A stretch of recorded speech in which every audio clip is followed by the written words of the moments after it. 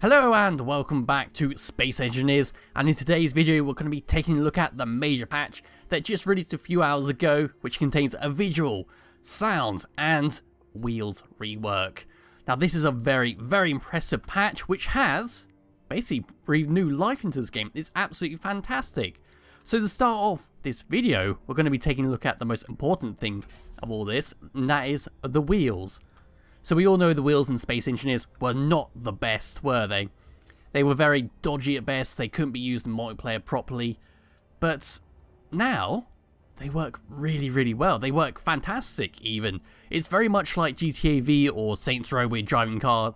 Basically what I'm trying to say is the wheels behave normally. So if I come over here to one of the little vehicles I have parked over here, this is my personal vehicle. These are the wheels. They do have a little update to their model, but that's not what we're looking at. So if I hop in here and go for a little wide. So if I now just undo the parking brakes and go forwards, as you can see, I'm now going to hold right on my keyboard.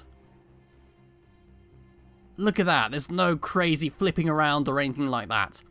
So what is up with the wheels? So if you know before, like when you tried to make a car or something, if you go really fast and then go like a left or a right, you'd be able to do a full 360 while maintaining all your momentum going forwards. Well now, as you can clearly see, we're firmly on the ground and the car is behaving normally. Now in multiplayer, what's even more interesting is that it fully works, wheels fully work. Before, if you like say your friend is hosting the game and then you joined him, if you go near any kind of wheels whatsoever, let me just get out of here, and like say you just came close to the wheel like this, you'd end up getting pinged away or pushed through the ground, making it impossible to go near any kind of wheel-based vehicles. And it got even worse when you were trying to drive it, because when you were driving it, the screen would all be like juttering around like crazy, like blah, blah, blah, blah, blah, blah, blah, like that, making it impossible to really use vehicles. Now this wheel update, it does in fact affect vehicles with multiple wheels, so the more wheels you have, the more like a tank it drives. If you remember, a while ago I did a video on the Aegis tank, and this is it right here. It has, I think, around about 20 wheels. So if I unlock it and move forwards, it now behaves very much like a tank in its turning on the spot, reversing, and everything like that. The turret is a bit fiddly, but off we go. We can go really fast. If I try and turn, we start doing a larger circle. And that's one of the things I want to point out. So when you go really fast and try to turn, you'll end up doing a wide arc all the way around.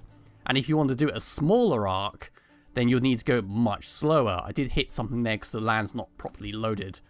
So if I head back over to my base, wherever it is, we can then take a look at this little buggy over here. Let me just hop inside it. As you, well, if you ever watched my video before, well, this specific video, I think it's the Dingo vehicle, you'll know that I was slipping and sliding all over the place with this thing, and it's relatively okay. It's having trouble gripping. That's one thing I will want to point out, is some vehicles on the workshop and some of my own personal creations have broke because of this update. They don't function correctly because of how the wheels work.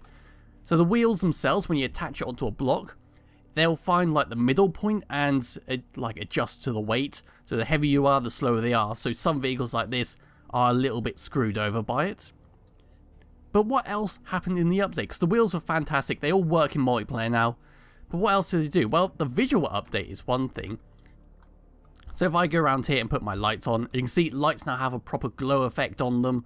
If I go back to first person and fly over here, you can see that blocks themselves have been updated. They look much more metallic now. But they do kind of make a few designs look a bit odd. Like this is the Easy Star alien planet. And the building does look a little bit odd. Everything is very shiny. All the steel blocks are very shiny, very metallic looking. It does take a little while to get used to, but it is very pretty to look at. In terms of the actual graphics themselves, all around the planet, the skybox, everything has been slightly overhauled with some more fancier shit thrown in.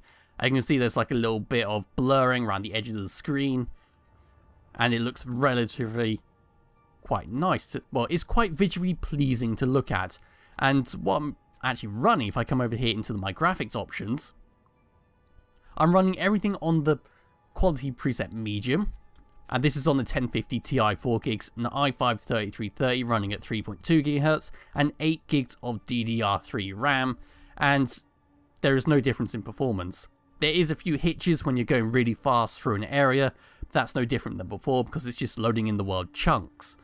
But the overall performance in this base is pretty damn stable, and I am recording along with it. That's both OBS and Shadowplay recording. So I've just came over here because the particles themselves have been updated quite fancily. As you can see, the smoke here coming off this thruster has been updated to look more natural, and if I was to shoot it, now get ready for this, it's going to go very, very quickly. Look at that. Let's blow up another one, shall we? I can see sparks coming off. The fire's realistic. They've got really cool particle effects. There's no effect on performance whatsoever when I'm shooting these. Kaboom. Fantastic. Absolutely fantastic. And if I get into this miner, there's also spark effects which have been added in. So if I now turn the power on, lift off, go into first person, and then fly over to this base, we're now going to attempt to grind up this base. Don't worry about that freeze, it's just auto-saving. So if I turn on my let's bring this up. There we go. And now if I crash into this, we now get some sparks when we actually hit something.